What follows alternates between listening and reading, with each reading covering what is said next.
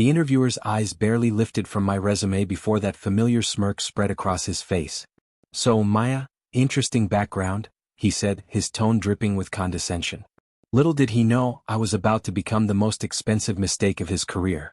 "Which country are you listening from? Tell us in the comments below." "My name is Maya Richardson, and I'm a 34-year-old software engineering manager living in Austin, Texas. For the past decade, I've built my career in tech, climbing from junior developer to senior management, leading teams of brilliant engineers who've shipped products used by millions. I've always believed that in America hard work and talent would speak louder than the color of your skin." I was about to learn how naive that belief really was. 3 months ago, I was living what many would call the American dream. I had a beautiful home in South Austin, a successful career, and the respect of my peers. I was the kind of person who wore blazers to grocery stores and always kept business cards in my wallet. My LinkedIn profile reads like a success story: MIT graduate, former Google engineer, patents in artificial intelligence, speaking engagements at major tech conferences. I thought I had transcended the limitations that society might try to place on me as a black woman in tech. But life has a way of humbling you when you least expect it. The company I'd been with for 5 years, Technovision Solutions, went through a massive restructuring. Despite my team's outstanding performance and the critical products we delivered, I found myself among the casualties of corporate right-sizing. The severance was generous, but it didn't soften the blow to my identity. For the first time in my adult life, I was unemployed. I spent the first week in denial, confident that companies would be fighting over someone with my experience. My phone would ring constantly with recruiters, I told myself. The offers would pour in. After all, I had a track record of success, glowing recommendations, and the kind of technical expertise that was in high demand. I updated my LinkedIn profile with the cheerful, "Open to new opportunities" banner and waited. The silence was deafening. During those first 7 days, I maintained my usual routine with almost religious devotion. I woke up at 6 a.m., went for my morning run through Zilker Park, grabbed my usual oat milk latte from the coffee shop on South Lamar, and settled into my home office to begin what I optimistically called my job search strategy. I had spreadsheets tracking applications, color-coded calendars blocking out time for networking, and a carefully crafted daily schedule that included LinkedIn outreach, portfolio updates, and skill development. My home office was my sanctuary, a converted bedroom with floor-to-ceiling bookshelves filled with technical manuals, leadership books, and the small collection of awards I'd accumulated over the years. The walls were decorated with framed certificates from conferences where I'd been a keynote speaker, photos from team retreats with engineers I'd mentored, and a large whiteboard where I'd mapped out product roadmaps that had generated millions in revenue. This room represented everything I'd built, everything I'd achieved, everything I thought made me indispensable. I treated job searching like a project I was managing. I researched companies meticulously, customized cover letters for each position, and prepared for interviews with the same intensity I'd brought to product launches. I reached out to former colleagues, scheduled informational interviews, and even attended virtual networking events where I'd give my elevator pitch to anyone who would listen. But something felt off from the very beginning. The responses to my carefully crafted applications were either non-existent or disappointingly brief. When I did get replies, they were often from letters thanking me for my interest but informing me that they were pursuing other candidates whose experience more closely aligns with our current needs. The phrase puzzled me. What current needs could my experience not align with?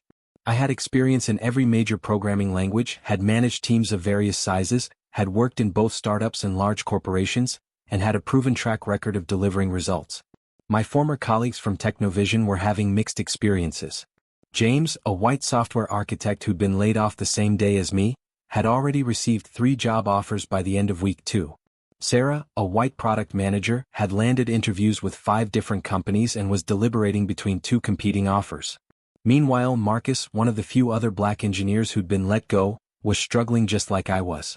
We'd compare notes over coffee, sharing stories of promising leads that mysteriously went cold and interviews that felt more like interrogations than conversations.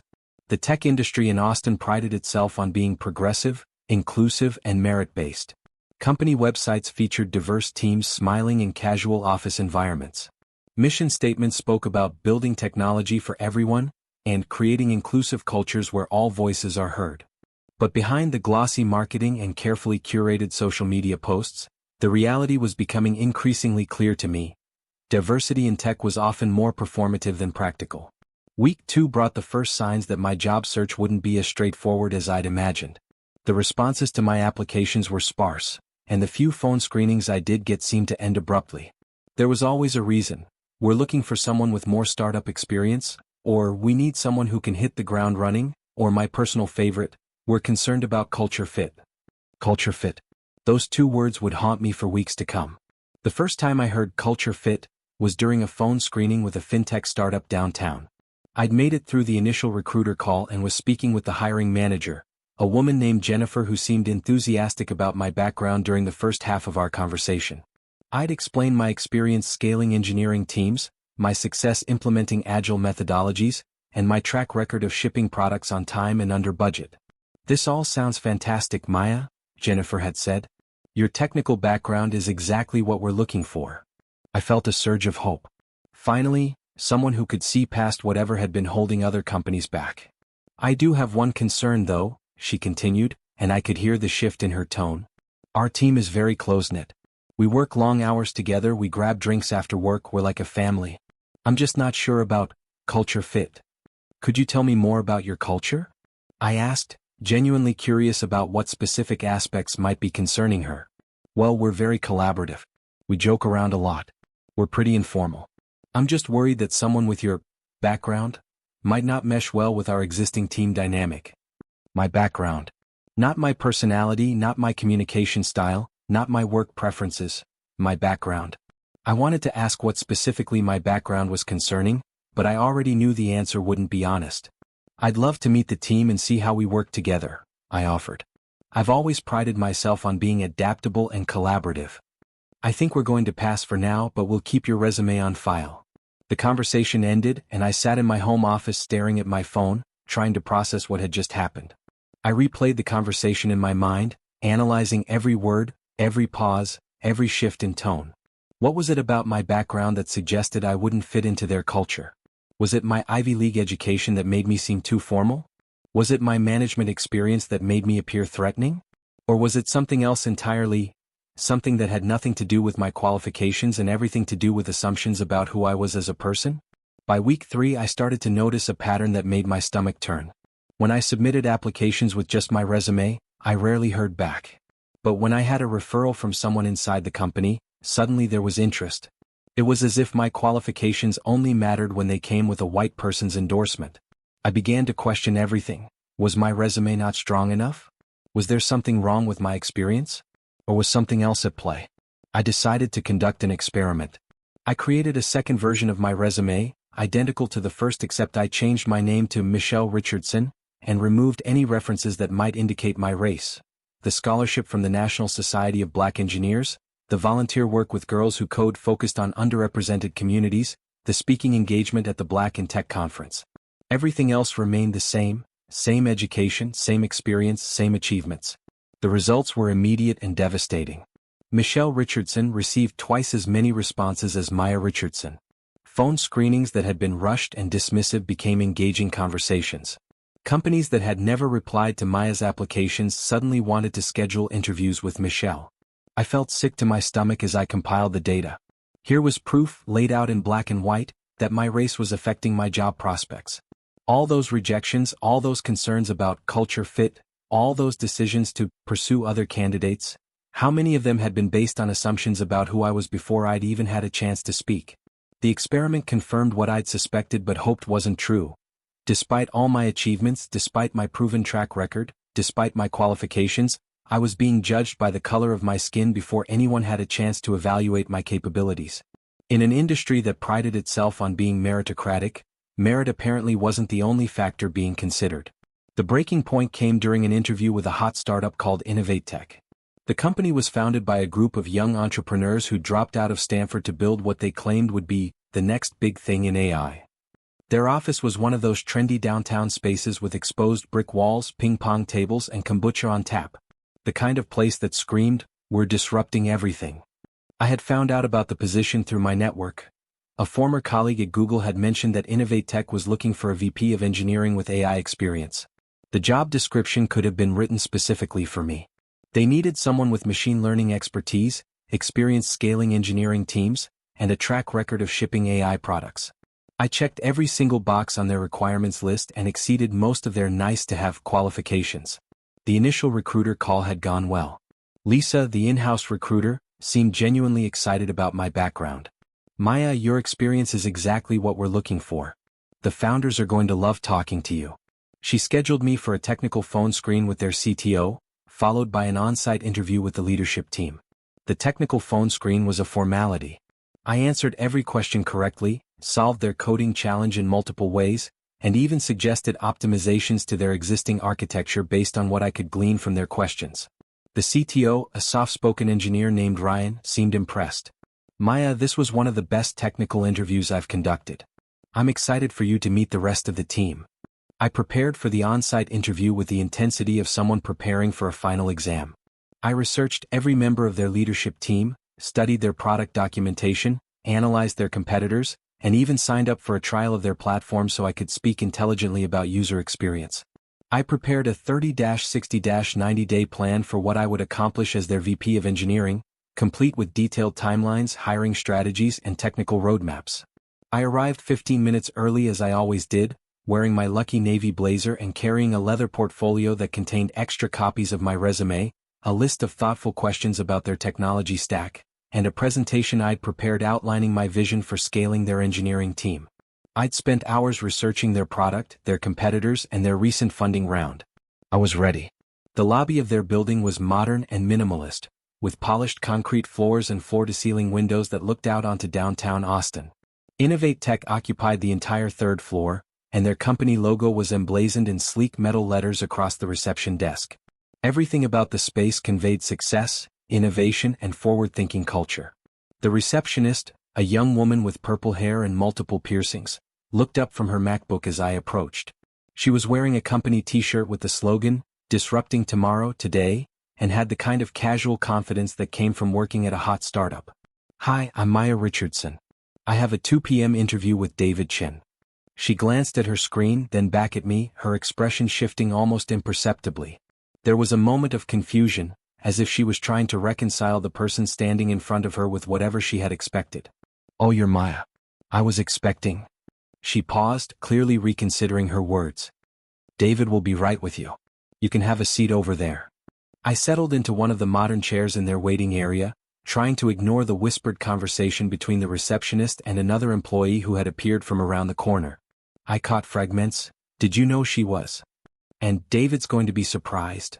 But I forced myself to focus on my breathing and final preparations. The waiting area was decorated with framed articles about the company, features in TechCrunch, mentions in Forbes, interviews with the founders and various podcasts. Photos showed the all-male founding team at industry events, holding awards and speaking at conferences. I noticed that all the photos of their engineering team were similarly homogeneous, young, male, mostly white and Asian. There wasn't a single woman or black person visible in any of their marketing materials.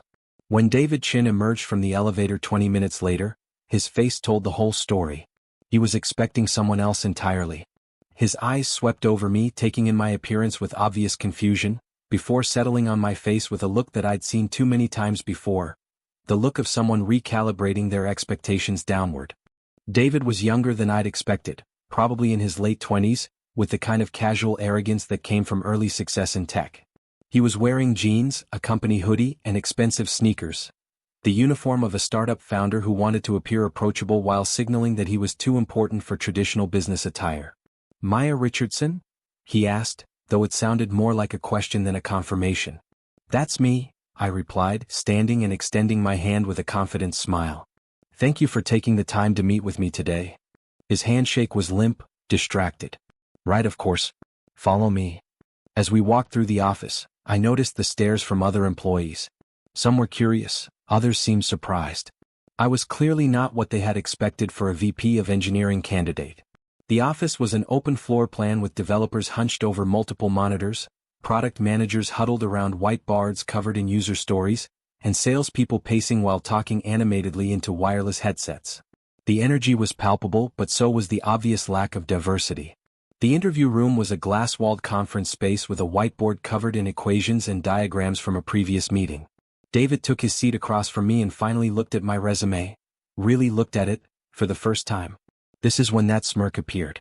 "So, Maya, interesting background," he said, his tone making it clear that interesting wasn't a compliment. MIT, huh? That's impressive.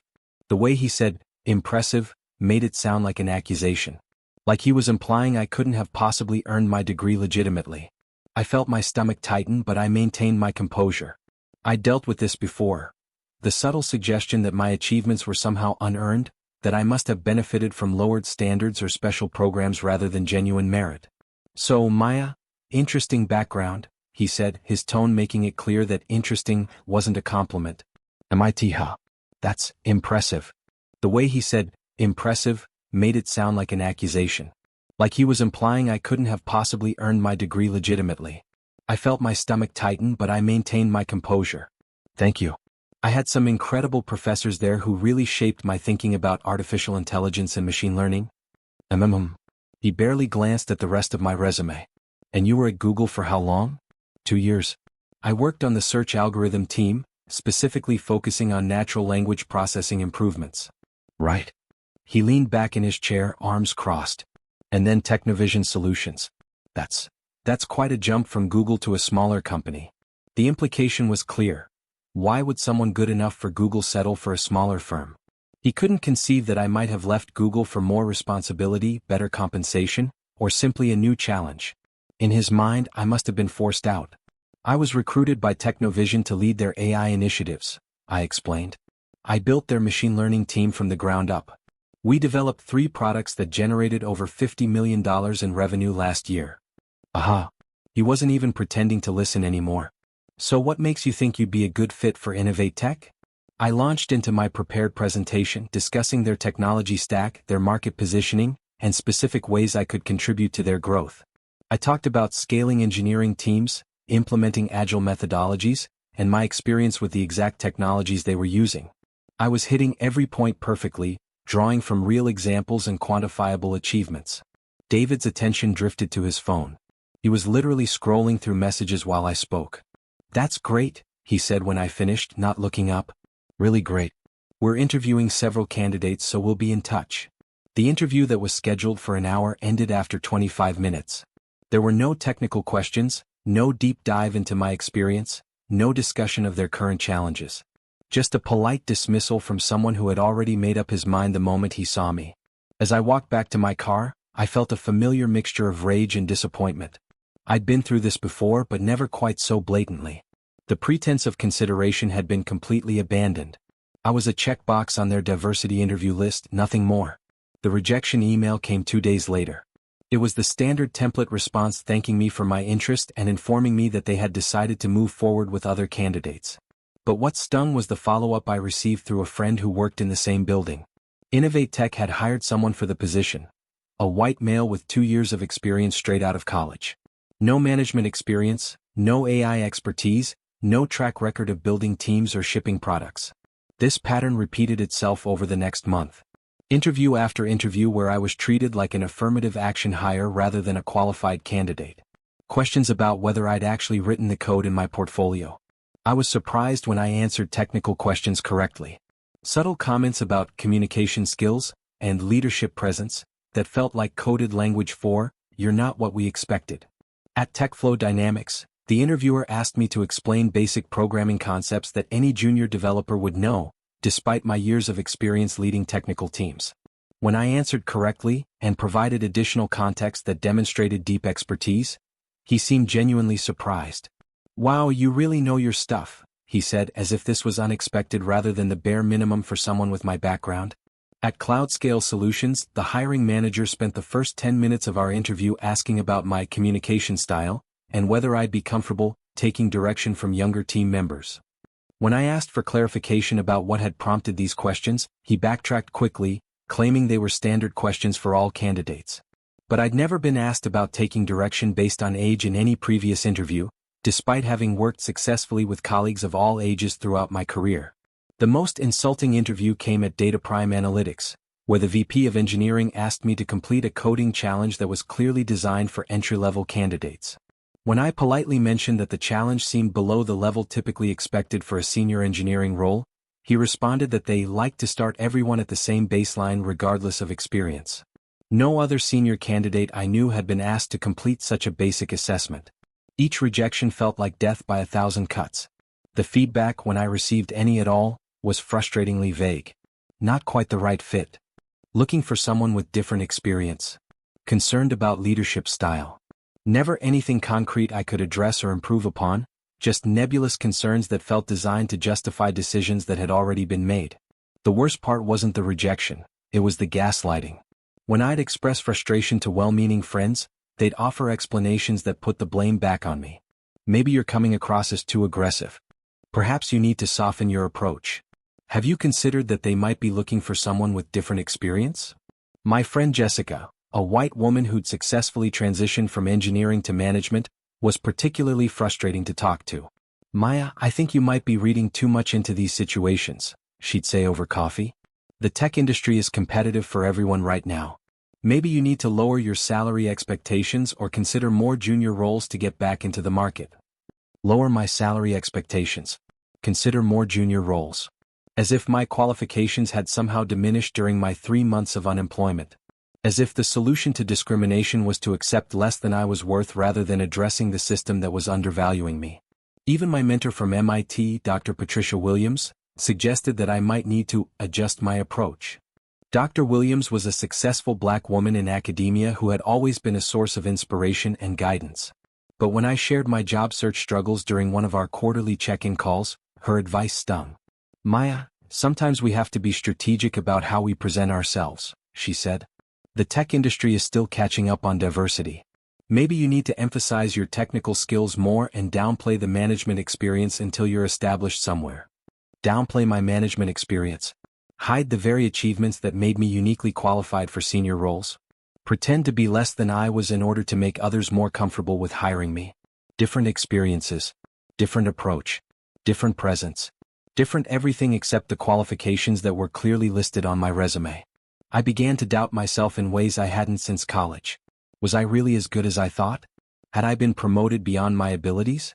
Were the achievements I was so proud of actually the result of diversity initiatives rather than merit? These thoughts crept in during sleepless nights, poisoning my confidence from the inside. I found myself second-guessing every professional decision I'd ever made. When I'd been promoted to senior engineer at Google, had it been because of my technical contributions or because they needed to hit diversity numbers? When I'd been recruited to lead the AI team at Technovision, had they chosen me for my expertise or because I checked boxes on their inclusion metrics? The doubt was insidious, undermining not just my confidence in my future prospects but my entire understanding of my past success. My savings account dwindled as the weeks turned into months. I took freelance consulting gigs to pay the bills, but they were beneath my skill level and paid a fraction of what I was worth. I watched LinkedIn posts from former colleagues who'd been laid off at the same time, celebrating their new positions at prestigious companies. The men seemed to land on their feet within weeks. The women took longer, but even they were finding opportunities. I was the only one still searching. The isolation was crushing. I'd built my identity around being successful, around being the person who had overcome odds and proven doubters wrong. Now I was just another unemployment statistic, another black woman struggling to find her place in corporate America. The invitations to speak at conferences dried up. Who wanted career advice from someone who couldn't find a job herself? The industry connections grew distant. Networking events became exercises in awkward conversations about my transition period, rather than substantive discussions about technology and leadership. Success, I learned, was a temporary shield against discrimination, not a permanent solution. When you were on top, people treated your race as an interesting footnote to your achievements. When you were vulnerable, it became the primary lens through which they viewed your capabilities. My daily routine began to suffer. The 6 a.m. runs became 8 a.m. walks, then disappeared altogether. The carefully structured job search schedule devolved into aimless scrolling through job boards and LinkedIn feeds. I found myself staying in pajamas until afternoon, losing track of days, and avoiding social situations where people might ask about my job search. The most painful moments came during family calls. My parents, who had immigrated from Jamaica and worked multiple jobs to put me through college, were confused by my struggles. "But Maya, you went to MIT," my mother would say. "You have all that experience. Surely someone wants to hire you." How could I explain to them that the American dream they'd sacrificed everything to provide for me came with asterisks and conditions they'd never anticipated? How could I tell them that the education they'd funded and the achievements they'd celebrated weren't enough to shield me from the same prejudices they'd hoped I could escape? My younger brother Marcus, a successful lawyer in Atlanta, tried to be supportive but couldn't hide his bewilderment. Maya, maybe you should consider moving to a different city. Austin might be too competitive. As if the problem was geographic rather than systemic, as if racism was a regional issue that could be solved by changing zip codes. The financial pressure was becoming real. My mortgage payments, car notes, and student loans didn't care about the job market. I'd built a lifestyle based on my previous salary, and the freelance work wasn't covering my fixed expenses. For the first time since college, I was considering whether I'd need to ask my parents for financial help, a prospect that felt like admitting complete failure. Everything changed on a Tuesday morning in October. I was sitting in my home office, staring at another rejection email when my phone rang. The number was unfamiliar, but I answered anyway. Maya Richardson? This is Jennifer Walsh from Walsh & Associates Legal.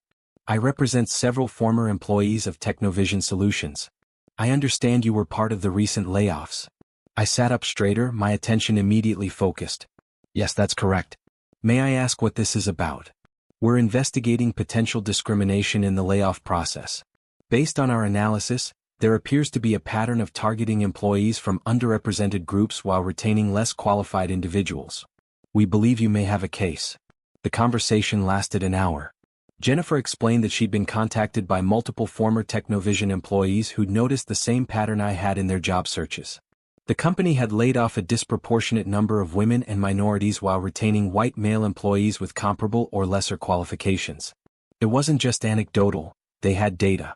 We've analyzed the performance reviews, promotion histories, and compensation data for everyone who was affected by the layoffs, Jennifer continued. The pattern is clear and statistically significant. The company claimed the layoffs were based purely on performance and business needs, but the demographics tell a different story. She outlined the case they were building. Of the 50 employees laid off, 32 were women or people of color. Meanwhile, the 100 employees who were retained included men with lower performance ratings, shorter tenure, and less critical roles. The disparity was too large to be coincidental. Maya, your case is particularly strong because of your performance record and the responsibilities you held. You were managing critical products that generated significant revenue, you had consistently excellent reviews, and your team's retention rate was the highest in the company. Yet they let you go while keeping managers with objectively worse track records. I felt a mixture of vindication and anger. Finally, someone was seeing what I'd suspected but couldn't prove. The layoffs hadn't been the neutral business decision they'd claimed. They'd been an opportunity to reshape the workforce in a way that disproportionately affected employees like me. I have to ask, I said toward the end of our conversation, why are you taking this case? These things are notoriously difficult to prove. Jennifer's voice hardened. Because I'm tired of watching qualified people get pushed out of their careers while mediocre men fail upward. And because I think we can win this one. The documentation is unusually comprehensive, and we have several former employees in management positions who are willing to testify about the decision-making process. She was right about the documentation.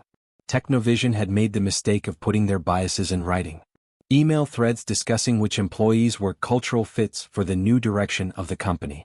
Performance review calibrations where managers had been instructed to be more critical of certain employees. Budget meetings where executives had discussed the optics of their leadership team composition. Most damning of all was a series of emails between the CEO and the head of HR discussing the need to reset the team culture and bring in leadership that reflects our core values. When pressed about what those core values were, they'd struggled to articulate anything beyond vague references to innovation and aggressive growth mindset, coded language that excluded anyone who didn't fit their narrow definition of leadership. But Jennifer had found something else that would prove crucial to our case, a pattern of discriminatory decision-making that extended far beyond the recent layoffs. For years, Technovision had been systematically undervaluing employees from underrepresented groups. Women and minorities received smaller raises, were passed over for promotions, and were excluded from high-visibility projects despite equal or superior qualifications. The company had conducted internal salary audits that revealed significant pay gaps, but instead of addressing them, they'd buried the reports and continued the discriminatory practices. They'd hired consulting firms to improve diversity and inclusion, but ignored most of their recommendations. They'd established employee resource groups for underrepresented employees, but provided no budget or executive support. The pattern goes back at least 5 years, Jennifer explained during our second conversation. Your experience wasn't an isolated incident, It was part of a systematic approach to limiting advancement opportunities for employees who didn't fit their preferred profile. While the legal wheels began to turn, I made a decision that would change everything. I was going to take control of my own narrative. I'd been thinking about the Innovate Tech interview for weeks, particularly David Chen's dismissive attitude. Through my network, I'd learned more about the company's trajectory since they'd rejected me. They were struggling. The AI product they were so confident about had failed to gain traction in the market. Early customers had complained about accuracy issues, performance problems, and a user interface that was confusing and counterintuitive. The technical problems were exactly the kind I'd solved before at Technovision. Their machine learning models were overfitting to their training data, producing impressive demo results but failing in real-world scenarios. Their architecture couldn't scale to handle the data volumes their enterprise customers required. Their development process lacked the quality assurance and testing protocols necessary for mission-critical applications. Meanwhile, they'd missed 2 major product deadlines, causing several key customers to explore alternatives. Their recent funding round had fallen through when investors raised concerns about their technical leadership and product roadmap. The founder, who'd been serving as interim VP of engineering, had been overwhelmed by the technical challenges and was desperately looking for experienced leadership to salvage the situation. A friend who worked at a venture capital firm mentioned that Innovate Tech was now actively seeking a VP of engineering with AI experience. Someone who could come in and turn around their technical operations. Someone exactly like me. The irony wasn't lost on me that they were now desperately seeking the exact qualifications they dismissed months earlier. But this time I had a plan. Instead of approaching them as a job seeker, I decided to rebuild my reputation as an independent expert. I'd spent years building technical expertise and leadership skills. Now I needed to package that knowledge in a way that commanded respect and premium pricing. I started by updating my LinkedIn profile with a new strategy. Instead of leading with my employment status, I highlighted my consulting work and positioned myself as a strategic advisor helping companies navigate AI implementation challenges. I removed any references to being open to new opportunities, and instead described myself as a technical executive and AI strategy consultant, who worked with select clients on high-impact transformation initiatives. The positioning was crucial. Rather than appearing desperate for employment, I needed to appear selective and in demand. Rather than seeking validation from potential employers, I needed to establish myself as someone whose time and expertise were valuable commodities. I published a series of articles on LinkedIn about common mistakes in AI product development, articles that described in detail the exact problems companies like Innovate Tech were facing. I wrote about the importance of diverse technical teams, the challenges of scaling machine learning systems, and the critical role of experienced leadership in AI implementations. Each article was based on real problems I'd solved and real results I'd achieved, but I was careful to avoid mentioning specific companies or revealing confidential information. Instead, I focused on broader patterns and industry trends, positioning myself as someone who understood both the technical and business aspects of AI development. The response was immediate and encouraging. Industry colleagues began sharing my articles, commenting with their own experiences, and reaching out to discuss potential collaboration opportunities. Recruiters who'd previously ignored my applications started sending connection requests and proposing new opportunities.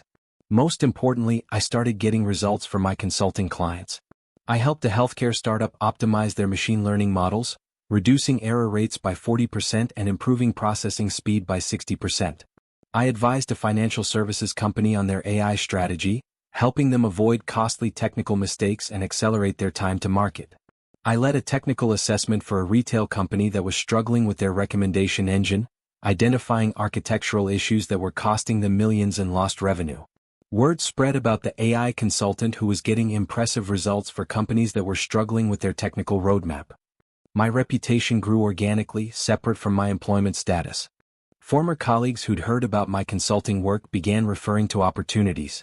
Industry contacts who'd previously offered sympathy about my job search were now seeking my professional advice. The transformation was psychological as much as professional. Instead of feeling like a supplicant asking for opportunities, I felt like an expert offering valuable solutions. Instead of trying to convince others of my worth, I was demonstrating it through measurable results. Instead of accepting whatever salary was offered, I was commanding premium rates based on the value I delivered. 3 months into my new consulting approach, the call came on a Friday evening. It was David Chen. Maya, hi. This is David Chen from Innovate Tech. We met a few months ago. David, of course. How are you? I'm well, thank you. Listen, I've been following your recent work and I'm impressed. We're looking for someone with your expertise to help us with some technical challenges. Would you be interested in discussing a consulting arrangement? I smiled. I'd be happy to learn more about what you're looking for. Great. Could you come on Monday for a meeting? I think we could really benefit from your perspective. I'll check my calendar and get back to you. I didn't check my calendar. I knew I was free. But I also knew that desperation was a powerful negotiating tool, and I wanted David to think I was in demand. Monday morning arrived with the kind of crisp October air that makes you feel like anything is possible. I chose my outfit carefully, the same navy blazer I'd worn to the first interview, but paired with a different shirt and my most expensive shoes. I wanted to look successful, confident, and slightly unattainable. The Innovate Tech office looked different this time. The ping-pong table had been moved to make room for more desks. The kombucha had been replaced with regular coffee. The exposed brick walls were covered with whiteboards full of urgent timelines and problem-solving sessions. This was a company in crisis mode. David met me in the lobby, and his demeanor was completely different from our first encounter. He was nervous, deferential, almost eager to please. Maya, thank you so much for coming in. I really appreciate you taking the time. Of course, David. I'm curious to learn more about your current challenges. He led me to the same conference room where he'd dismissed me months earlier. But this time he pulled out a chair for me, offered me coffee, and had clearly spent time preparing for our meeting. The whiteboard was covered with technical diagrams and problem statements. So, here's where we are, he began, launching into a detailed explanation of their technical roadmap failures. Every problem he described was something I'd predicted in my LinkedIn articles. Every challenge was something I'd solved before. Every mistake was something I'd warned against in my conference presentations. This is a complex situation, I said when he finished. These kinds of technical debt issues and architectural problems don't have quick fixes. I know. But your articles about AI implementation strategies were exactly what we needed to hear. And your background at Google and Technovision makes you uniquely qualified to help us. It was remarkable how my qualifications had suddenly become impressive rather than questionable. My MIT education was now an asset rather than a curiosity. My experience was now exactly what they needed rather than an interesting anomaly. I'm currently working with several companies on similar challenges, I said. My consulting rate reflects the specialized nature of this work and the urgency typically involved. I named a figure that was double what they would have paid me as a full-time employee. David didn't even blink. That's fine. We need someone who can start immediately. I can start next week. But I should mention I prefer to work with companies that are committed to building inclusive teams. Diversity of thought leads to better technical solutions. David nodded enthusiastically. Absolutely. That's something we're really focused on improving. As we wrapped up the meeting, I felt a satisfaction that went beyond professional vindication. This wasn't just about getting a job or proving a point. This was about reclaiming my value and forcing someone to confront their own biases. But the real moment of revelation came 2 weeks later.